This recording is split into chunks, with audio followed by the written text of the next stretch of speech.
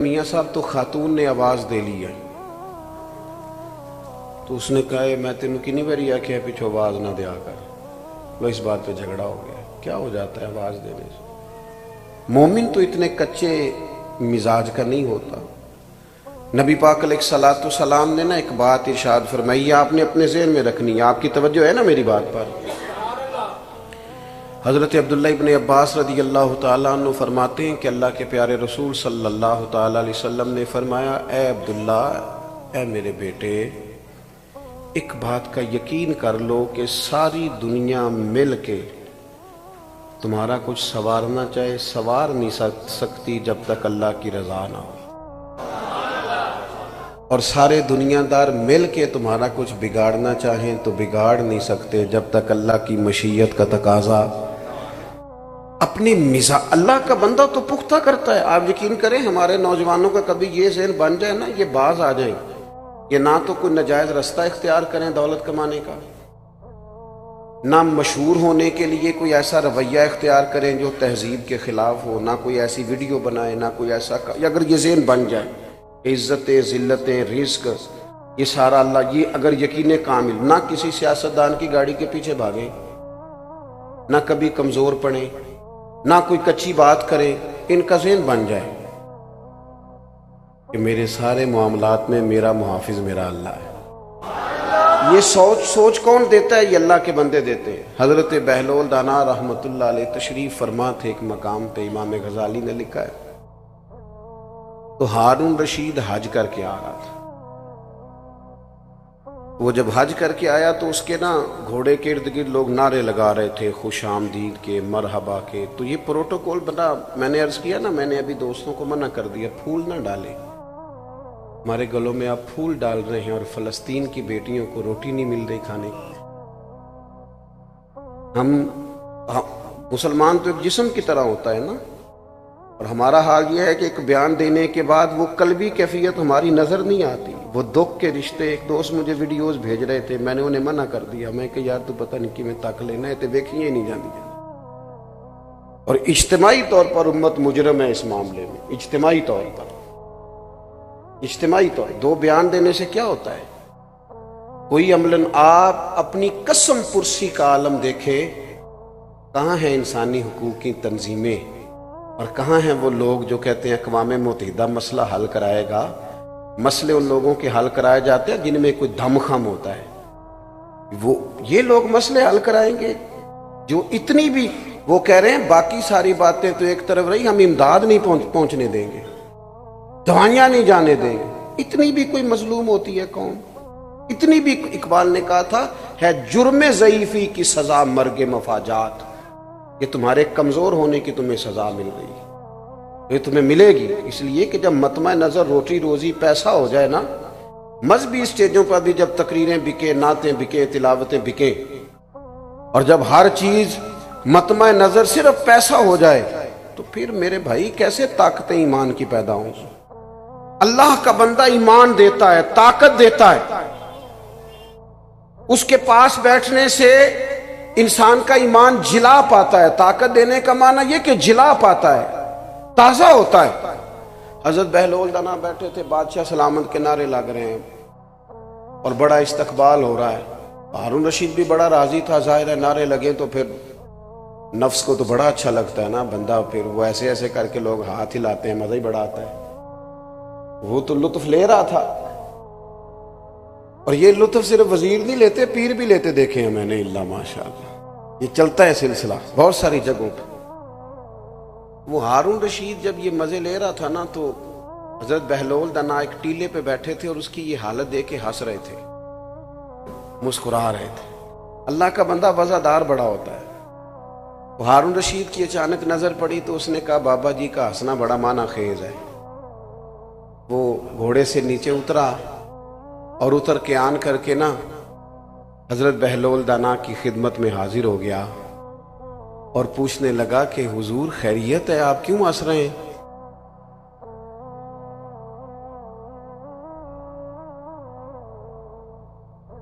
تو ہارون رشید آ کے اب کیا ہوا جی؟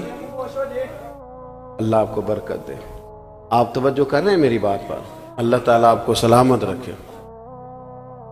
تو ہارون رشید اتر کے نا حضرت بہلول دانا کی خدمت میں آ گئے، تو آ کر کے پوچھنے لگے حضور آپ کا ہنسنا بڑا معنی خیز ہے، یہ سمجھ نہیں آیا آپ کیوں اتنا مسکرا رہے ہیں؟ تو حضرت بہلول دانا فرمانے لگے وہ جو تیرے نعرے لگ رہے ہیں اور لوگ استقبال کر رہے ہیں نا، اس پر میں ہنس رہا ہوں۔ کہا جناب وہ کیوں؟ فرمانے لگے کہ یہ جو سارے لوگ تیرے نعرے لگا رہے ہیں نا، میں نے اپنی آنکھوں سے دیکھا ہے یہ تجھ سے پہلے کسی اور کے بھی نعرے لگاتے تھے، اور یہ تیرے بعد بھی لوگوں کے نعرے لگائیں گے، یہ تو بدلتے رہتے ہیں، ان کا تو مزاج تبدیل ہوتا رہتا ہے، تو لگائیں گے نعرے۔ تو ہارون رشید سیانہ بندہ تھا، اس نے نصیحت کا غصہ نہیں کیا، بات کو سمجھا، لیکن چونکہ تھا بادشاہ، اس نے فوراً وہی کام کیا جو عموماً مالدار اور بادشاہ لوگ کرتے ہیں۔ کہنے لگا کہ میں نے سنا ہے آپ پر قرض ہے، تو کوئی حکم ہو تو ارشاد فرما دیں۔ تو حضرت بہلول دنا پھر مسکرا پڑے، فرمانے لگے چل ایک بات تو بتا، تیرا رب کون ہے؟ کہا اللہ۔ تو فرمایا میرا کون ہے؟ کہا اللہ۔ تو فرمایا یار یہ تو نہیں نہ ہو سکتا کہ اللہ ہارون رشید کو دیتا جائے اور بہلول دانا کو بھول ہی جائے، یہ تو نہیں نا معاذ اللہ ہو سکتا، تو جو رب تجھے عطا کرے گا وہ مجھے بھی دے گا انشاءاللہ، لہٰذا مجھے تیرے سامنے ہاتھ پھیلانے کی کوئی ضرورت، گردن کو جھکا دیتا ہے خیرات کا پتھر، جہاں میں مانگنے والوں کے سر کبھی اونچے نہیں ہوتے۔ وہ ایک شاعر ایک جگہ پہ بیٹھا تھا نا، تو شاعر ناراض نہ ہو جائیں تو بعض اوقات شاعروں کی حالت بھی بڑی پتلی ہو جاتی ہے، چادر لپیٹے رکھتے ہیں کئی کئی دنوں تک بعض لوگ، اس کی حالت تھوڑی سی زیادہ ہی ایسی محسوس ہوئی، تو ایک شخص گزرا تو وہ چند روپے پھینک گیا کہ شاید کوئی ضرورت مند بیٹھا ہے، بندہ بڑا عمدہ تھا، اس نے کہا اٹھا اپنے پیسے لے جا۔ تو کہا جناب آپ یہ کیا کر رہے ہیں، آپ کو ضرورت ہے، غریب ہے، رکھ لیں۔ تو اس نے کہا اگر ضرورت پڑے گی تو اللہ رسول سے مانگوں گا۔ اور کیا بات کی ہے، اگر آپ کو سمجھ جائے نا تو یہ اللہ کے بندوں کی بارگاہ سے خیرات ملتی ہے۔ اس نے کہا یہ آرزوئے کرم اور میں آپ سے کروں، یہ آرزوئے کرم اور میں آپ سے کروں، یہ آرزوئے کرم اور میں آپ سے کروں، یہ بھیک اس کو دیجئے جس کا خدا نہ ہو۔ میں کوئی لاوارہ سورہ پر رسول کا ہوں، مجھے عطا کریں گے۔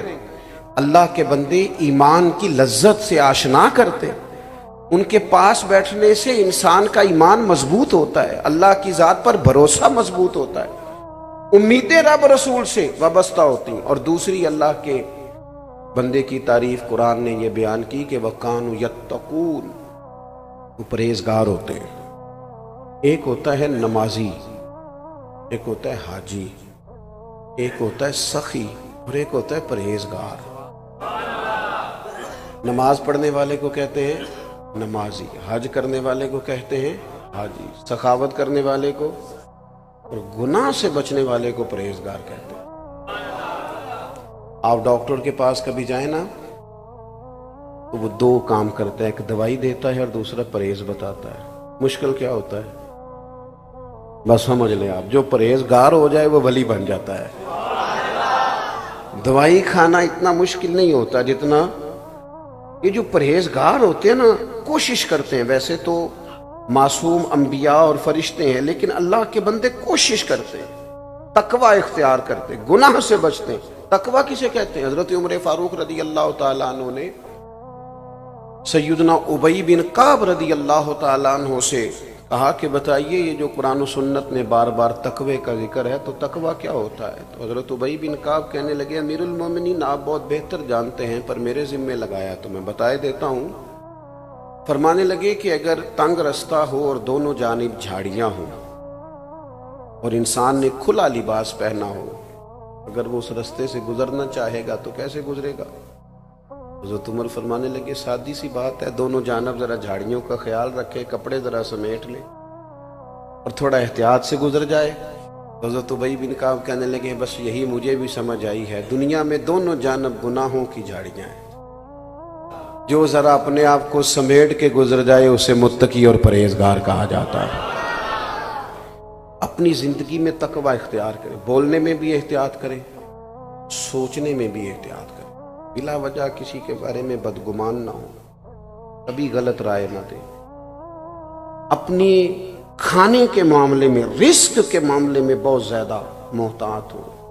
دو آدمی دنیا میں کوئی کارنامہ سر انجام نہیں دے سکتے، ایک جس کی نظر میلی ہو اور ایک جس کا رزق ناپاک ہو۔ یہ بزدل ہو جاتے ہیں، کمزور ہو جاتے ہیں، کوئی کام نہیں کر سکتے۔ جو نظر کا پاک ہو، رزق کا پاک ہو، اللہ کی توفیق سے اللہ اسے بڑے بڑے کام کرا لیتا ہے۔ رزق کے معاملے میں اللہ کے بندے محتاط ہوتے ہیں۔ ہمارے ہاں نا آج کل مسئلہ یہ ہو جاتا ہے کہ زبان کو بعض ذائقے لگ جاتے ہیں، اور ان ذائقوں کی بنیاد پر لوگ پھر تمیز نہیں کرتے بہت ساری چیزوں کی، کیونکہ اخراجات بڑھ جاتے ہیں۔ ہمارے ہاں ایسا نہیں کہ لوگوں کی آمدن کم ہوتی ہے، آمدن تو بہت زیادہ ہوتی ہے، لیکن اس حساب سے خرچے بھی زیادہ ہوتے ہیں۔ تقوی والی زندگی یہ ہے کہ تھوڑا محتاط طرز زندگی۔ حضرت امام احمد بن حنبل رحمۃ اللہ علیہ فرمایا کرتے تھے کہ ایک بوڑھی خاتون مسئلہ پوچھنے آئی تھی، میں نے ساری زندگی پڑھایا ہے، پر کبھی مسئلہ بتاتے میرے رونگٹے کھڑے نہیں ہوئے۔ بوڑھی ضعیف عورت مسئلہ پوچھنے آئی، پردے کے پیچھے اسے بٹھایا گیا، اس نے کہا حضور ایک شرعی مسئلہ دریافت کرنا ہے۔ تو میں نے کہا بہن پوچھئے۔ تو وہ کہنے لگی اگر میں چونکہ بیوہ ہوں اور بے اولاد بھی ہوں تو میں ہاتھ نہیں پھیلانا چاہتی۔ مومن کی شان کے خلاف ہے دنیا دار سے مانگنا، وہ جب مانگتا ہے رب رسول سے مانگتا ہے، وہ لوگوں کی جیبوں پہ نظر نہیں رکھتا، اس کا مزاج ہی نہیں ہوتا۔ وہ کہنے لگی میں محنت کر کے کما کے کھاتی ہوں، تو میں چرخہ چلاتی ہوں، اس سے میں سود بناتی ہوں۔ کئی دفعہ یوں ہوتا ہے کہ دن میں بہت زیادہ کام نہیں ہو پاتا، شام ہو جاتی ہے، تو میں چاہتی ہوں کچھ رات کو بھی کام کر لوں، سمجھے اوور ٹائم بھی لگ جائے، تو میں چھت پہ چرخہ رکھ لیتی ہوں، 14ویں رات کا چاند چمکتا ہے تو روشنی ہوتی ہے تو کام ہو جاتا ہے۔ کہنے لگی حضور دریافت طلب امر یہ تھا، مسئلہ یہ پوچھنا تھا کہ اب کچھ دنوں سے یہ ہو رہا ہے کہ بادشاہ کا لشکر گزرتا ہے، بڑی بڑی لالٹینیں ہوتی ہیں، ان کی روشنی بھی میرے چرخے پہ پڑتی ہے، پوچھنا تھا اس روشنی میں جو میں سود بناؤں گی وہ کمائی میرے لیے جائز ہے کہ ناجائز ہے؟ امام احمد بن حنبل کہتے ہیں اس نے مسئلہ پوچھا تھا اور میرے آنسو نکل گئے، تڑپ گئے۔ میں نے کہا اماں آپ کون ہیں، کہاں سے آئی، تعارف کیا ہے؟ کہنے لگی آپ مسئلہ بتائیے۔ میں نے کہا نہیں بتائیں تو صحیح۔ کہنے لگی ایک دیوانہ سا درویش ہے، حضرت بشر رافی انہیں کہا جاتا ہے، بغداد کی گلیوں میں ننگے پیر چلتے، میں اس درویش کی ہمشیرہ ہوں۔ تو امام صاحب فرمانے لگے کوئی اور ہوتا تو میں شاید مسئلہ اور بتاتا، لیکن آپ کے گھر سے تو لوگ دین سیکھتے ہیں نا، آپ کی احتیاط اسی میں ہے کہ آپ 14ویں رات کے چاند کی روشنی میں ہی چرخہ کاتا کریں۔ یہ اللہ کے بندے متقی ہوتے ہیں، پرہیزگار ہوتے ہیں، ان کے پاس بیٹھنے سے انسان کا دل اللہ کی جانب، اور صحیح حدیث میں موجود ہے بخاری مسلم میں، نبی پاک علیہ السلام نے فرمایا اللہ کا ولی وہ ہے جسے دیکھنے سے رب یاد آئے۔ ایسا نہ ہو کہ اس کی گاڑی دیکھ کے بندہ پریشان ہو جائے اور گھر دیکھ کے کہے ہو کہاں سے آیا ہے۔ وہ اسے ملنے سے، اس کی صحبت میں بیٹھنے سے اللہ یاد آئے۔ تو میں نے دو باتیں آپ کے سامنے رکھی، ایک تو ایمان کی پختگی، اولیاء اللہ کی علامت، دوسرا تقوی کا نور۔ بس کسی جگہ بھی جائیں ان دو چیزوں کو معیار بنائیں، یہی معیار ہیں اللہ کے ولی۔ باقی یہ کہ کوئی آدمی کسی بات کو حیرت انگیز انداز میں کرتا ہے، کھینچتا ہے اور بلا وجہ کچھ چیزوں کی تشریحات غلط کرتا ہے تو وہ درست نہیں ہے۔ دین بڑا سادہ سا ہے، حضور نے کھول کر بیان فرمایا، اس میں کسی ابہام کی کوئی ضرورت نہیں ہے۔ اور میری آخری گزارش آپ سے یہ ہے، فلسطین والوں کے لیے بہت درد دل سے دعا کریں، تبصرہ کر کے چپ نہ کر جایا کرے وہ بڑا کچھ ہو رہا ہے جی یہ کہہ کے خاموش نہ ہو جائے۔ حضور نے فرمایا مومن ایک جسم کی طرح ہوتے، امت کا درد محسوس کرے۔ ہم نہ بری طرح ذاتیات کے جنگل میں پھنس گئے۔ اللہ تعالیٰ امت مسلمہ کے حکمرانوں کو ہدایت کا نور عطا فرمائے، اور انہیں سمجھ عطا فرمائے اور شعور کی بلندی عطا فرمائے۔ کفر کو دیکھیں کیسے اکٹھا ہوتا ہے، کیسے بیان دیتا ہے، اور مسلمان احساس کمزوری کا شکار رہتے ہیں، حالانکہ رب کہتا ہے تم کھڑے تو ہو جاؤ، رب تمہاری مدد کرے گا۔ ان الذین قالوا ربنا اللہ ثم استقاموا تتنزل علیہم الملائکہ، جو رب کا نام لے کے ڈٹ جائے اس کی مدد کے لیے تو اللہ فرشتوں کا نزول فرما دیتا ہے، لیکن پہلے ڈٹنا ہے پھر فرشتے آئیں گے۔ قرآن کی ترتیب یہ ہے کہ پہلے ثم استقاموا تتنزل علیہم الملائکہ، پہلے تو ڈٹ پھر اللہ مدد بھیجے گا۔ اللہ کی بارگاہ میں دعا کرتا ہوں اللہ تعالی صاحب عرس کے درجات میں بلندی فرمائے، ہم سب کا یہاں جمع ہونا قبول فرمائے۔ آپ کی محفل ابھی جاری ہے، ہم کوئی شخصیات کے قائل نہیں ہیں کہ ایک بندہ آیا ہے اور ایک چند لوگ تو آتے جاتے رہتے ہیں، یہ محفلیں تو اللہ رسول کے نام کی ہے نا، اس لیے آپ کو اطمینان سے بیٹھنا چاہیے، اور میرے سے ملاقات کے ہاتھ ملا کے آپ محبت سے ملیں مسلمان جان کے تو ثواب تو ہوگا، لیکن اگر آپ سمجھیں کہ کوئی بڑا آدمی ہے تو میں آپ سب سے گناہگار آدمی، کوئی فائدہ نہیں آپ کو۔ اگر کوئی بات آپ مان لیں گے میری تو اس میں فائدہ ہے، اس لیے محفل کا حسن نہیں خراب ہونا چاہیے، نہ کسی کے آنے سے اور نہ کسی کے، آپ کو محبت سے اطمینان سے اور ادب جو ہے محفل کا اس کے پیش نظر تشریف رکھنی چاہیے۔ اللہ تعالیٰ توفیق عطا کرے۔ وما علینا الا البلاغ۔